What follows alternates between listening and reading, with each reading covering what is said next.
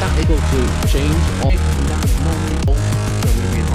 now. As you can see, I've got to remove these M10. So anyway, let's get it sent. Coming with me today, we've got a Ford Kuga which has failed the MOT on a rear coil spring. I've just got to wait for my ramp to go down now so we can get it up in the air. Now the reason I get asked this all the time about my ramp, why do I have the arms up? Well, the simple reason being, the idea was this building, we've got ramps 1, 2, 3, 4 in the workshop. Now the idea of it was, a few years ago, was to pull all the fronts out of the building, so these walls like this was to be able to drive through, but unfortunately it never happened and all the ramps were put in place like this. Ideally one day I just want to turn it probably 6 inches, twist it a little bit, just to make it a little bit easier getting the cars on the ramps. But yeah, that is the story behind the ramp. Once I've got that vehicle now in the air, we're going to assess the job. Now these bushes here in these lower suspension arms where it bolts to the subframe, they have got a tendency to season in the bush, but we're going to give it a little bit of a go. If not to worry, we're going to have to overcome it another way, but I'll show you. Now we're going to get on our wire brush now on the drill and give everything a nice good old cleaner rooney. Now everything's nice and clean, what we're going to be using is a little bit of Launch Power Loop Plus. Now when you spray this stuff on, it's absolutely insane. You only need a tiny little bit and it starts to bubble up. Oh, it's brilliant stuff. See if I can get it to show you. Can you see it fizzling away? Leave that a couple of minutes and that'll work its way into all the threads, and fingers crossed it should come undone nice and easy. Now because these bolts, they're on a cam, as you can see they're like an oval cam sort of thing. These adjust the geometry of the vehicle.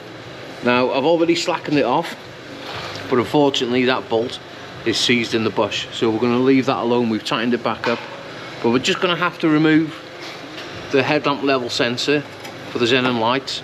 We're going to attack it from this side here. Even though this bolt here is slackened off, I'll be able, it's loose enough for me to pivot the arm down, if you get me. So yeah, we're going to go from here, give everything a bit of a clean and see if that bolt comes undone. Now luckily enough for me this time, that this rear bolt has come out of the bush. Now we need to get our lovely little apprentice and let the weight off the spring, and that arm should start to pivot down. I might have to get a bar in there and just give it a little bit of a jiggity poogery. Now you've probably noticed I've had to remove the driver's side rear wheel. Simple reason being, just get me a little bar in between the hub and the suspension arm. Just give it a little bit of a, like I said before, a little bit of a jiggery pokery. And we can just wind the suspension arm down now, being careful. And that spring should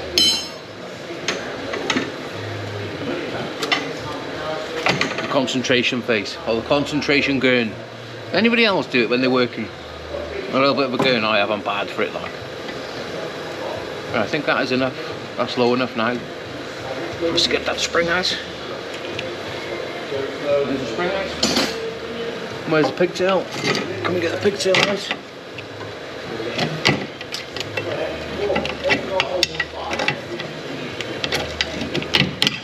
I'm waiting for, oh, you should change coil springs in pairs. Yeah, you should. But it comes down to affordability for the customer. Here we go, that is the broken pigtail out. And there we have it with a little bit of magic now. That brand new coil spring has turned up. Now I have swapped the rubber mounting off the top of the old one onto the brand new one, but before we fit it back into that suspension, now what we're going to do is get our little airline blower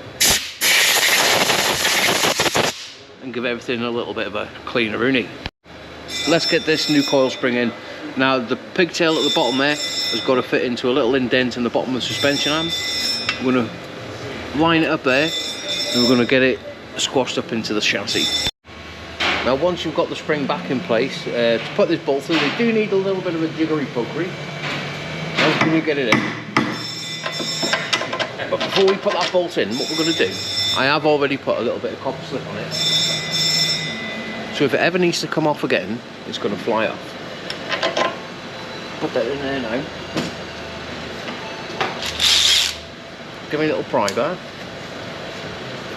If I get that, all it needs is a little bit of a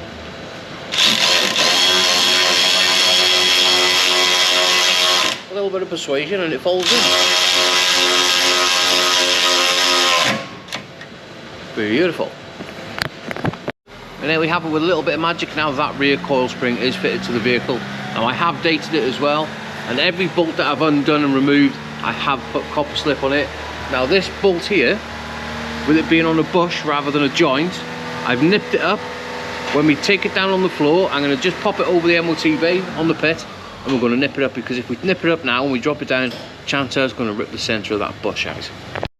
Now we've got that vehicle back on the floor, all we need to do is get our lovely torque wrench and give these wheels a little bit of a torque-a-rooney. Beautiful. And there you have it. That is one rear coil spring on a Ford Kuga. Is it? Yeah, it's a Ford Kuga. Anyway, hope you've enjoyed the video, and let's get it set.